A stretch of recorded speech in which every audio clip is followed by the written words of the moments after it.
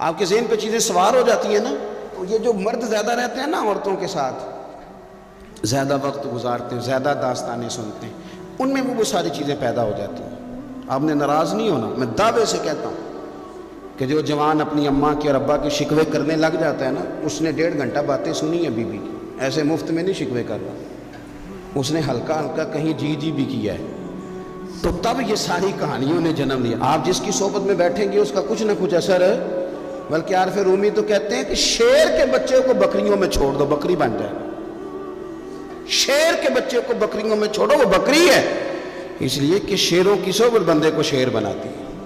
تو جب بیٹھنا ہی نہیں ہے، باتیں ہی سارا دن یہ والی سننی ہے، ہر وقت رہنا ہی اسی داستان میں، پھر کمزور باتیں، پھر اپنے ماضی کے دکھ، پھر پتہ نہیں کیا. آپ نے ناراض نہیں ہونا. میں بعض جوانوں کی باتیں سن کے میرا دل کرتا ہے کہ اسے کہوں یار تو کیا بات کر رہا ہے، اپنا قد دیکھ، تو اپنی عمر دیکھ، رب نے تجھے مرد بنایا ہے، تو کمال آدمی ہے، تو کھڑا ہو. اگر اس طرح امت مسلمہ کے نوجوان رہیں گے تو میدانوں میں کس نے نکلنا ہے؟ بات بات پہ رو جانا، بات بات پہ سہم جانا. حالات کے سہمے ہوئے لوگوں کو بتا دو حالات بدل جاتے ہیں، ایک جیسے نہیں رہتے. آپ کی طبیعت میں دلیری اور وقار ہونا چاہیے. حضرت اسماء بنت ابی بکر صدیق، حضرت صدیق اکبر رضی اللہ تعالی عنہ کی وہ صاحبزادی ہیں جو حضرت عائشہ کی بڑی ہمشیرہ ہیں. رات کو غار ثور میں مرد جاتے ڈرتے ہیں، آج بھی ڈرتے ہیں. اور جناب اسماء نبی پاک کی روٹی لے کے جایا کرتی تھی. پھر اللہ نے ان کو بیٹا دیا، حضرت عبداللہ بن زبیر. یہ حضور کی پھوپھی کے نواسے، حضرت زبیر بن عوام عشرہ مبشرہ صحابی ہیں، ان کے بیٹے ہیں. اور یہ وہ خوشبخت جوان ہے جس کو گھٹی نبی پاک نے اپنے لعاب دہن سے عطا فرمائی. یزیدی فوجوں کے خلاف امام حسین کے بعد جو آدمی باقاعدہ مرتب فوج کے ساتھ میدان میں آئے وہ حضرت عبداللہ ابن زبیر ہے. مرتب کر کے اپنا لشکر لے کے نکلے. حضرت اسماء بوڑھی ہو گئی تھی، 90 سال عمر تھی، نظر نہیں آتا تھا. حضرت عبداللہ ابن زبیر جب لڑے یزیدی فوجوں کے خلاف تو کچھ ساتھی شہید ہو گئے، کچھ کے قدم پیچھے ہٹ گئے. حضرت عبداللہ ابن زبیر ماں کے پاس آئے اور ماں سے آ کے کہتے ہیں اماں میرے کچھ ساتھی کمزور پڑ گئے، کچھ شہید ہو گئے، اور یہ بڑے سخت لوگوں کی فوج سے ہمارا مقابلہ ہے. تو اس وقت تیرے ساتھ کوئی خدمت گزار نہیں، میں تیرا اکیلا سہارا ہوں. ماں تو بتا میں کیا کروں، آگے جاؤں کہ واپس مڑوں؟ نابینا ہیں حضرت اسماء، عمر ہے 90 سال. بیٹے کی پشت پہ ہاتھ رکھ کے کہتی ہیں پتر پہلے یہ بتا کہ تو حق پہ ہے کہ نہیں، تو حق پہ ہے کہ نہیں. ان ماں کی گود میں اسلام پلا کرتا تھا، حق پہ ہے کہ نہیں؟ تو حضرت عبداللہ ابن زبیر کہنے لگے اماں میں حق میں ہوں. تو حضرت اسماء کہنے لگی پتر پھر میدان میں جا، اور میرا پتر ایک میرے ساتھ وعدہ کر، کوئی بھی تیر پشت پہ نہ کھانا، سارے سینے پہ کھا کے آنا. حضرت عبداللہ ابن زبیر عرض کرنے لگے اماں یہ بڑے ظالم قسم کے دشمن ہیں، یہ آنکھیں نکال دیتے ہیں، ہونٹ کاٹ دیتے ہیں، جسم کے ٹکڑے ٹکڑے کرتے ہیں، تو سہ لے گی؟ کیا جواب ہے، کیا طاقت ہے، کیا ہمت ہے. حضرت اسماء فرمانے لگی پتر بکرے کو نہ صرف ذبح ہوتے وقت تکلیف ہوتی ہے، کھال اترتے وقت کوئی تکلیف نہیں ہوتی. جا میرا بیٹا میدان میں. حضرت عبداللہ ابن زبیر شہید کر دیے گئے. ان کی لاش مبارک مکہ مکرمہ کے چوک میں جنت المعلیٰ کے پاس لٹکا دی گئی. حجاج بن یوسف نے حضرت اسماء کو بلایا اور بلا کے کہنے لگا تجھے پتہ ہے تیرا بیٹا لٹکا ہوا ہے؟ فرمانے لگی ہاں مجھے پتہ ہے، یہ بچپن سے ہی شاہ سوار ہے، یہ گھوڑوں پہ رہنا ہی پسند کرتا تھا.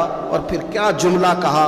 حجاج کے لوگ کہتے ہیں یہ فوجوں میں اور تلواروں کی جھنکار میں کبھی نہیں کانپا تھا، پر حضرت اسماء جو نابینا ہیں ان کے جملوں نے نرزہ طاری کر دیا.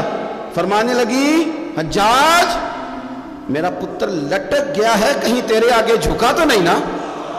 لٹک ہی گیا ہے، جھکا تو نہیں میرا پتر؟ 14 دن تک لٹکے رہے، لاش مبارک لٹکی رہی. لیکن حضور کا لعاب دہن تھا نا. لوگ کہتے ہیں قریب سے گزرتے تھے تو دور دور تک خوشبوئیں پھیلی ہوئی، دور دور تک. مائیں ایک صحابیہ ہے، نام ہے ام عمارہ، جنگ احد میں زخمیوں کو پانی پلاتی، اپنے 2 بیٹے اپنا شوہر لے کے احد میں آئی، زخمیوں کو پانی پلاتی، مرہم پٹی کرتی. اچانک جنگ کا پاسا پلٹ گیا. وہ درے پہ جو لوگ حضور نے مقرر کیے تھے وہ غلط فہمی کی وجہ سے درہ چھوڑ گئے، حالات اور ہو گئے، عجیب سا ماحول ہو گیا. پھر یہ بھی افواہ پھیلا دی گئی کہ معاذ اللہ حضور شہید کر دیے گئے، لوگوں کے حوصلے بڑے اور رنگ اختیار کرنے لگے، حضور کے گرد تھوڑے سے لوگ رہ گئے۔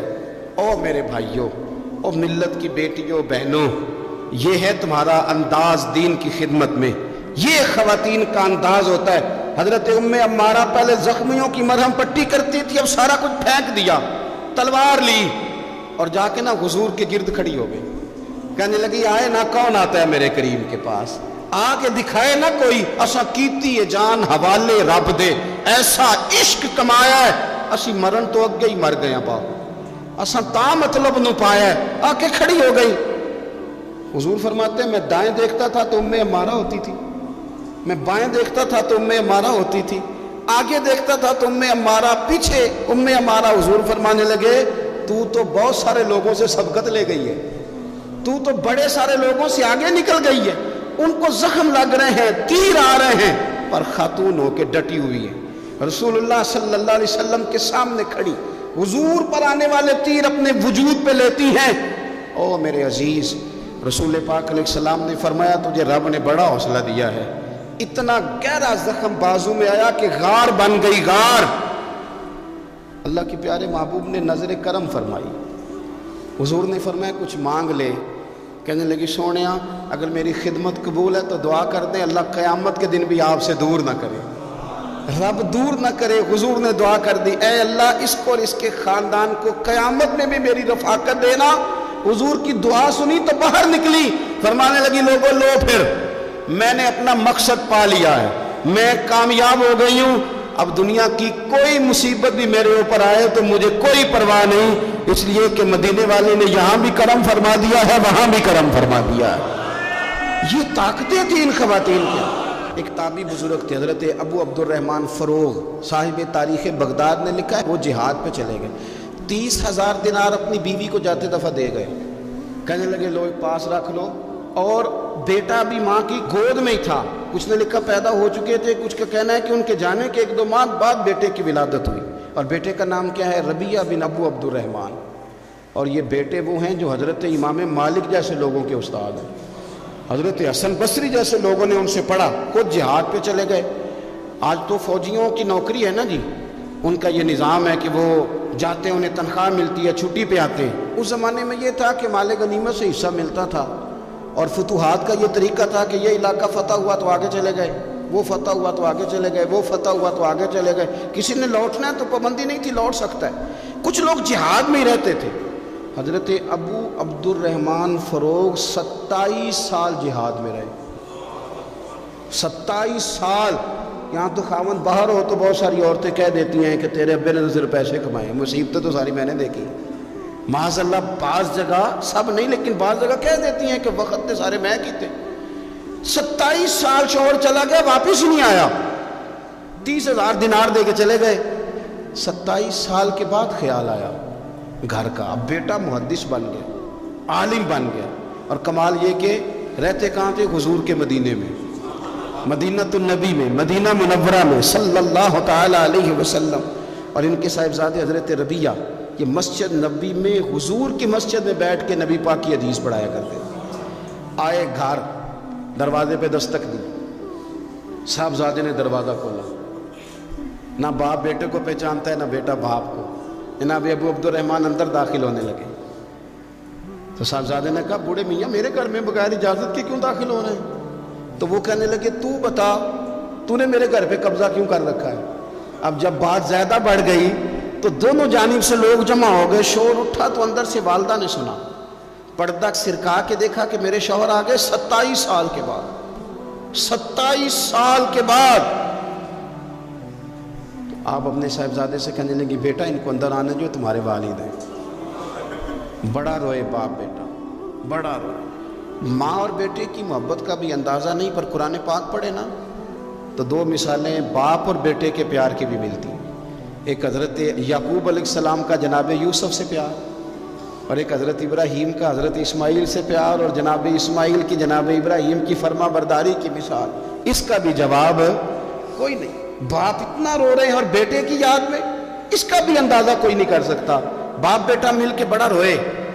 عصر کی نماز کا وقت ہو گیا، حضرت ربیہ جو محدث ہیں وہ وضو کر کے مسجد شریف چلے گئے. یہ ابھی چونکہ سفر سے آئے تھے، انہوں نے کھانا وانا کھایا، تھوڑی دیر بیت گئی تو یہ نہیں پوچھا پیچھے حال کیا رہا. پوچھتے ہیں اپنی بیوی سے میرے 30,000 دینار کہاں ہیں؟ تو اہلیہ کہنے لگی مسجد جائیں نا، حضور کی مسجد میں عصر پڑھ کے آئیں، پھر میں بتاتی ہوں پیسے کہاں ہیں. حضرت ربیہ نے امامہ باندھا، جبہ پہنا، حضور کی مسجد میں بیٹھے اور حدیث پاک کا درس دے رہے ہیں. سامنے حضرت حسن بصری جیسے، امام مالک جیسے لوگ بیٹھے.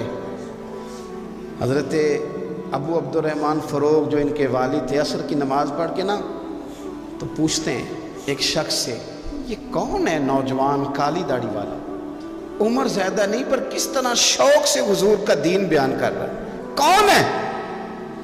تو بتانے والے نے کہا کہ حضور ایک نا ابو عبد الرحمن نام کی بزرگ ہیں، وہ 27 سال سے جہاد میں گئے ہوئے، یہ ان کا بیٹا ہے. یہ سنا کہ میرا پتر اتنا بڑا عالم، چھم چھم آنسو بہے، داڑھی بھر گئی آنسو. حضور کی مسجد میں تشکر کے آنسو، خوب روئے خوب روئے. اٹھے گھر گئے اور جب آنسوؤں بھرا چہرہ لے کے گھر آئے تو اماں ساری بات ہی سمجھ گئی. کہنے لگی دیکھا ہے وہ بیٹے کو حدیث پڑھاتے، اب پتہ چلا میں نے آپ کے 30,000 دینار کہاں خرچ کیے، میں نے آپ کا پیسہ ضائع تو نہیں کیا. حضرت ابو عبد الرحمن فروغ فرمانے لگے رب تجھے صلہ دے اور میری طرف سے بھی دے، تو نے تو کمال کر دیا ہے. حدیث تیرا بیٹا پڑھا رہا تھا اور قد میرا اونچا ہوتا جا رہا.